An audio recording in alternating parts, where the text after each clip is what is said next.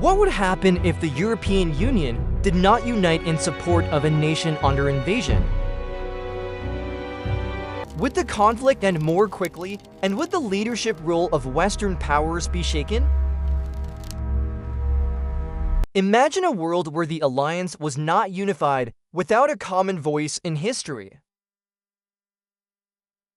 In reality, the Eastern European conflict erupted, the EU united, imposed sanctions, provided aid, and shaped geopolitics. What if unity did not exist? Would the conflict end early? And would the role of Western powers be shaken? In early 2022, military forces poured across the border of an Eastern European nation. The world witnessed a swift and decisive response from the European Union. Unprecedented economic sanctions were imposed, targeting critical sectors. The sanctions targeted the energy, financial, and technology sectors of the aggressor nation. Billions of euros in military, financial, and humanitarian aid were pledged and delivered, along with receiving millions of displaced people, creating a strong wall. This unity, despite internal debates, still formed a strong wall against acts of aggression, demonstrating the strength and will of the major alliance bloc. The alliance disagreed on sanctions, aid was weak and fragmented due to energy dependence. Military aid was slow and uncoordinated, weakening the invaded nation's defensive capabilities. A lack of unity exposed deep rifts, with nations pursuing their own interests, weakening the EU's position. The consequences of EU division unfolded quickly and devastatingly, creating a hopeless situation. Without timely and significant aid, defensive lines quickly collapsed. Major cities fell to the aggressor with terrifying speed. Resistance was high, but a lack of weapons and ammunition made it impossible to counter superior force. The war ended much faster than initially anticipated, within just a few months. A disadvantageous ceasefire agreement, ceding most of the territory and autonomy. The Eastern European military power achieved a stunning victory at low cost. This solidified the leader's regime, sending a clear message.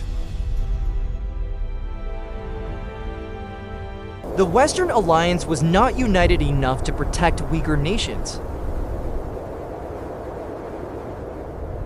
The event created a wave of insecurity and panic spreading throughout Eastern Europe. Small nations relying on the large alliance now faced a harsh reality.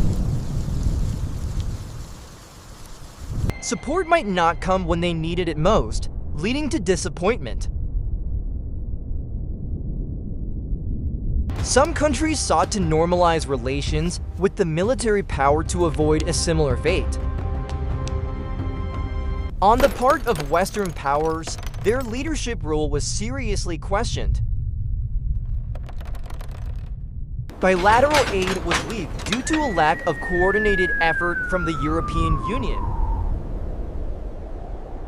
Without a unified front, the deterrence message became less convincing.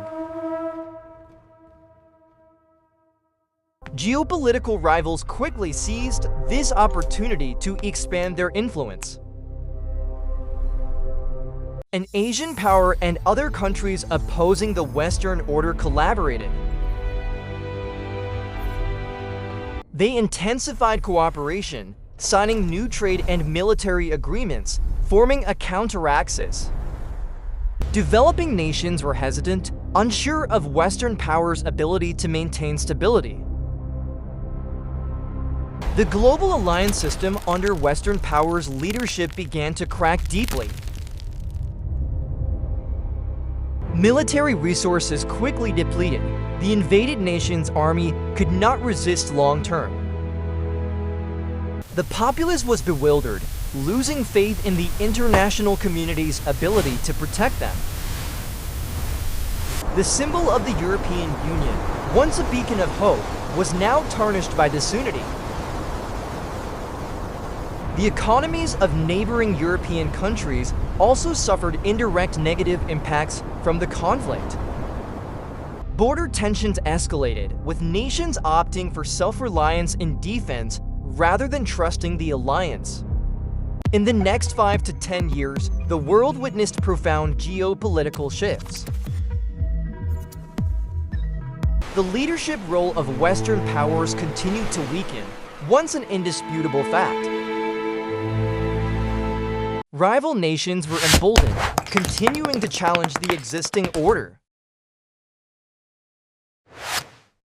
This could be through aggressive actions or expanding economic and political influence.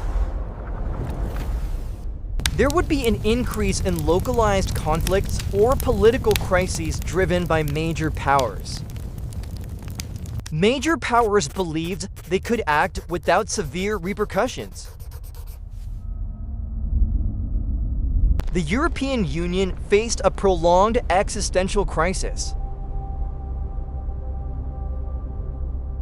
Faith in the European integration project would sharply decline.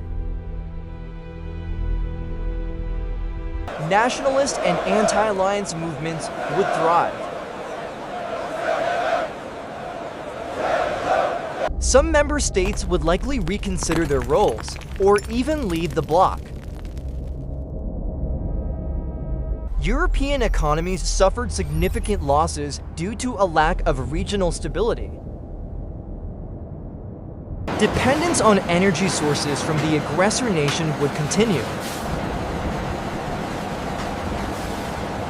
Foreign investments might be redirected to more stable regions.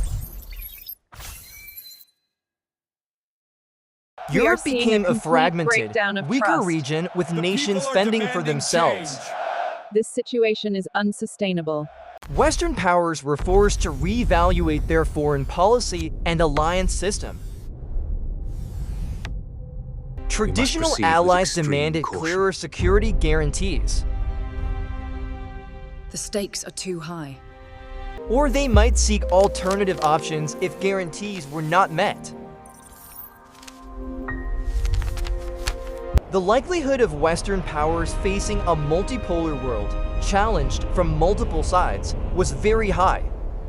They might be forced to focus more on internal national interests,